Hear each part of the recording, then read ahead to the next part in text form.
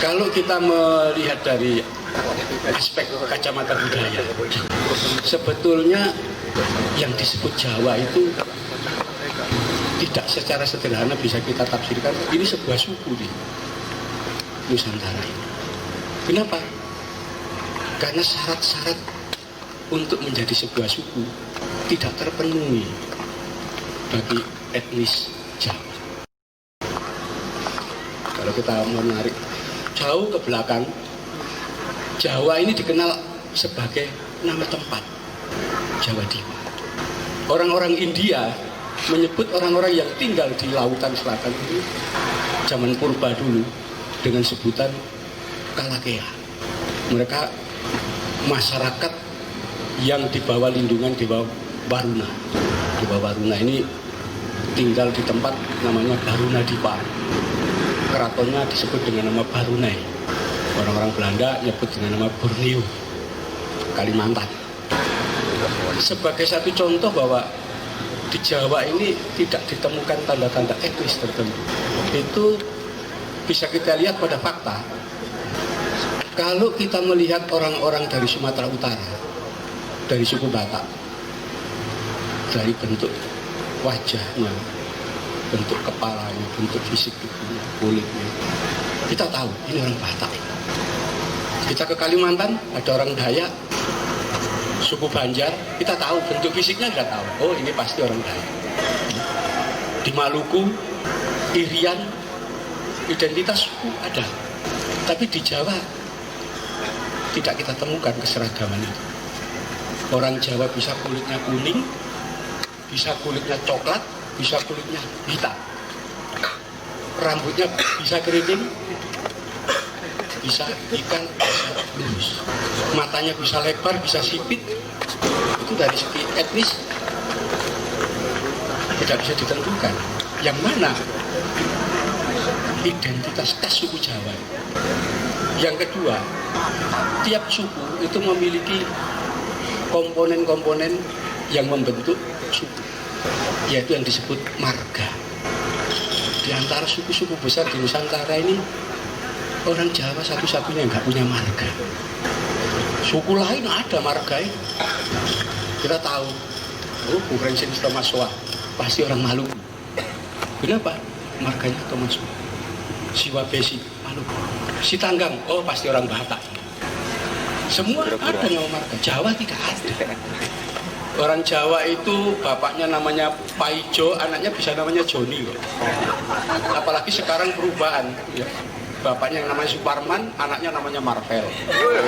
Sekarang udah berubah itu.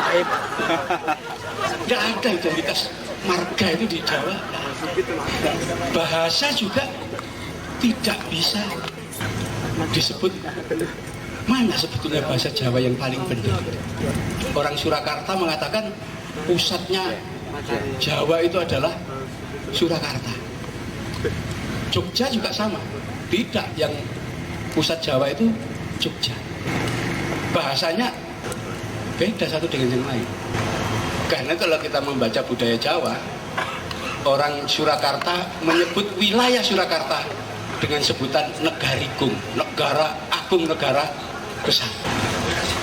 Wilayah ya, di luar, agak keluar jauh dari Surakarta seperti wilayah Jombang, Mojokerto, Surabaya, itu sudah disebut daerah Monconegoro, mancanegara, luar negeri katanya.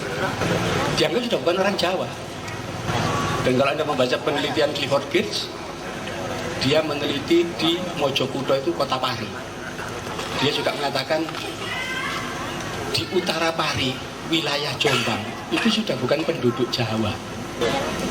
Jadi dari bahasa pun dan dari batasan kultural ada perbedaan. Bahasanya orang Surabaya beda dengan orang daerah Mataraman. Kapan ini sempat terjadi di JTV polemik ya, sekitar program penayangan berita pojok kampung. Orang-orang dari daerah Madiun, Ngawi, Kediri marah-marah. Ini bahasa yang rusak bahasa Jawa kan? Orang Surabaya ganti marah, loh itu bahasa kita. Bahasa kita seperti itu. Tidak ada bahasa suku, bahasa kromo Inggil, nggak ada di wilayah sini. Orang yang ngomong satu bahasa. Kenapa? Karena wilayah yang dulu pernah menjadi pusat kerajaan Singosari dan Mojopahit itu punya kultur sendiri.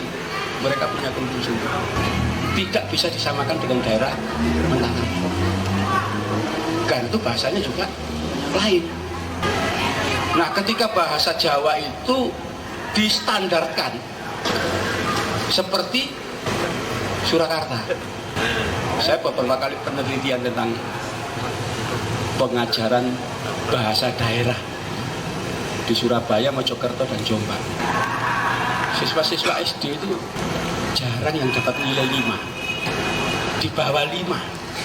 Mereka nggak paham bahasa yang distandarkan.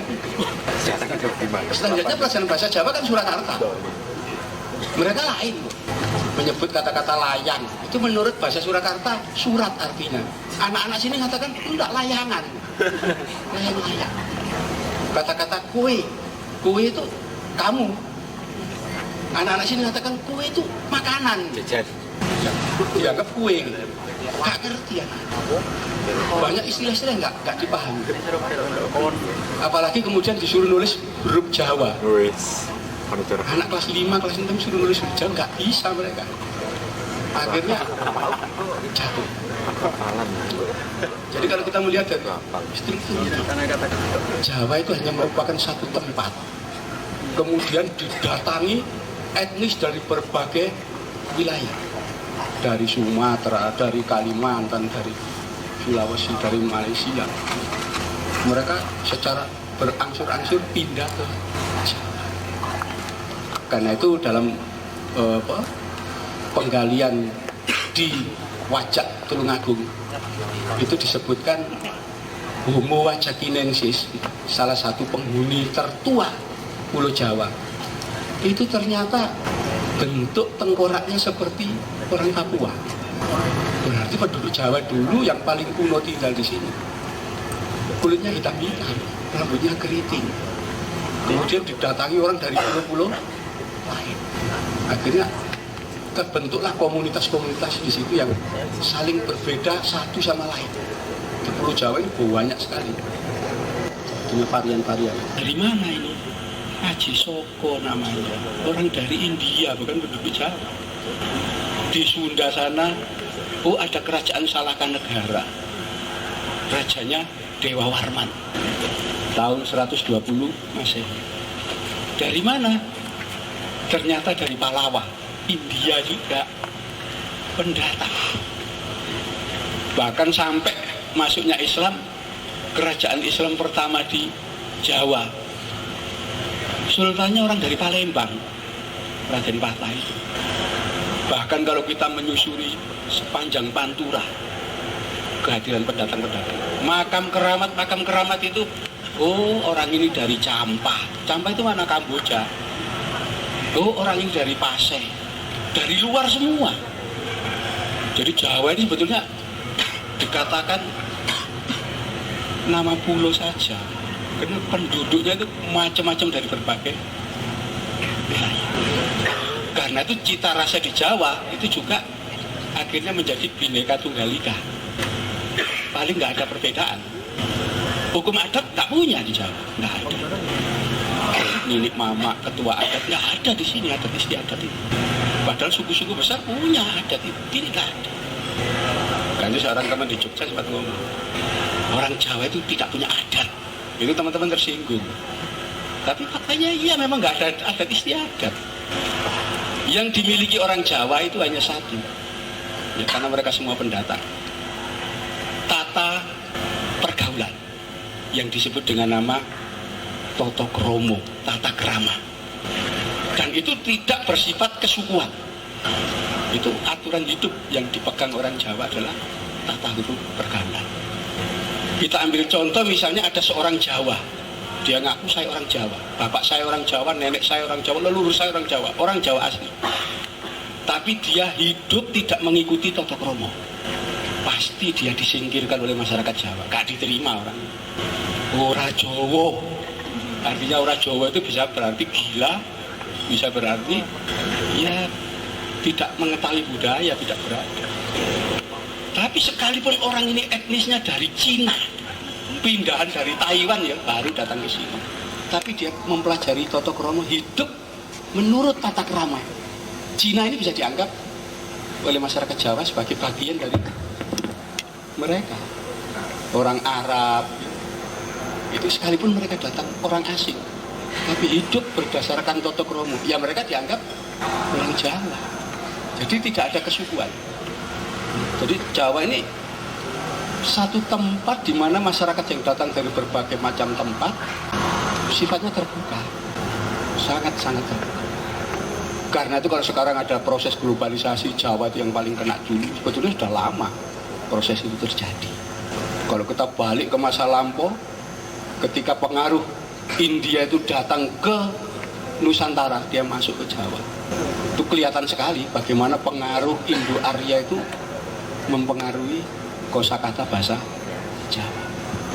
Jadi misalnya di dalam bahasa Kawi, bahasa Jawa kuno, itu banyak pengambilan-pengambilan dari bahasa Sanskerta. Jadi misalnya bahasa Sanskerta ini kalau kita tarik, ini bahasa apa? Ini bahasa Indo-Eropa.